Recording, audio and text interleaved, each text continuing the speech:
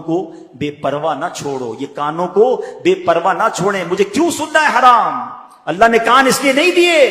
سننا ہے تو تلاوت سنیے, نعتیں سنیے, علماء اہل سنت کے عاشقان رسول علماء کے بیان سنیے. اور تیسری چیز زبان. نبی پاک علیہ الصلوۃ والسلام سے ایک بار سوال کیا گیا. ایک صحابی نے پوچھا, حضور آپ مجھ پر سب سے زیادہ کس چیز کا خوف رکھتے ہیں؟ نبی پاک نے اپنی زبان اقدس پکڑ کر فرمایا, اسے. سب سے زیادہ سینسٹیو.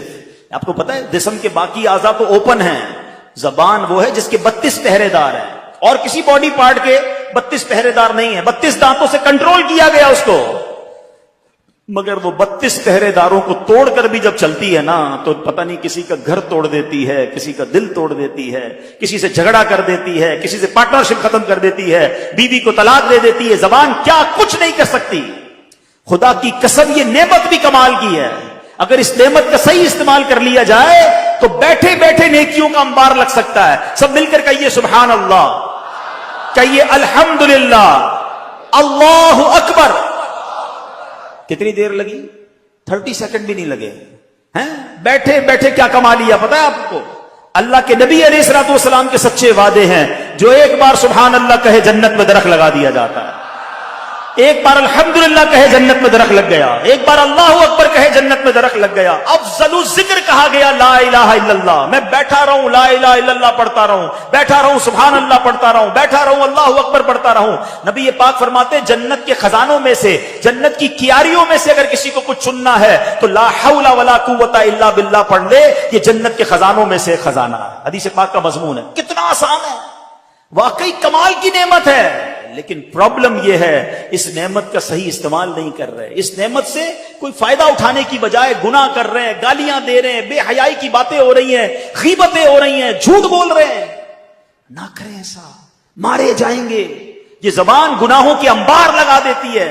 کسی کا دل توڑنے سے پہلے سوچو کہ تلوار کا زخم تو بھر جائے گا, زبان کا زخم نہیں بھرتا ہے. آپ زندگی میں کئی بار بول کر پچھتائے ہوں گے کہ یار کاش چپ رہ جاتا. کبھی خاموش رہ کر نہیں پچھتائے ہوں گے.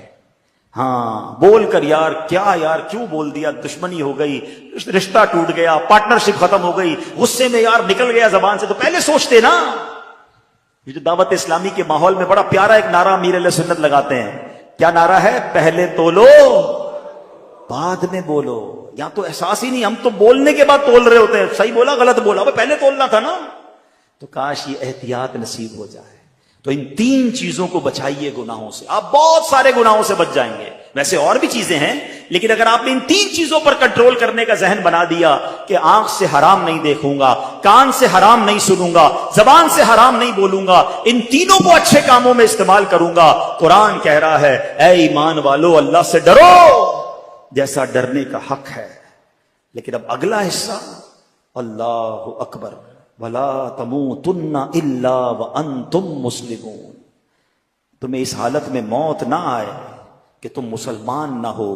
مرنا ہے تو ایمان کے ساتھ مرنا ہے. یہ بڑا نازک مرحلہ ہے. لوگ کہیں گے جناب اس میں کیا بڑی بات ہے, میں ہوں ہی مسلمان, مروں گا تو مسلمان ہی مروں گا نا. اتنا آسان نہیں ہے. ہاں آؤ پہلے پیران پیر کا ذکر کرتے ہیں. غوث پاک تو ولیوں کے سردار ہیں نا, ان کے صدقے انشاءاللہ ہمارے ایمانوں کی حفاظت ہوگی.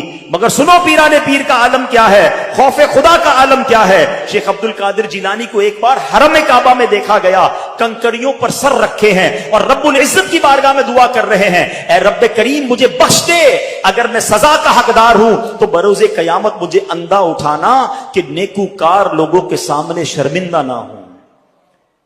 خوف خدا اس کو کہتے ہیں.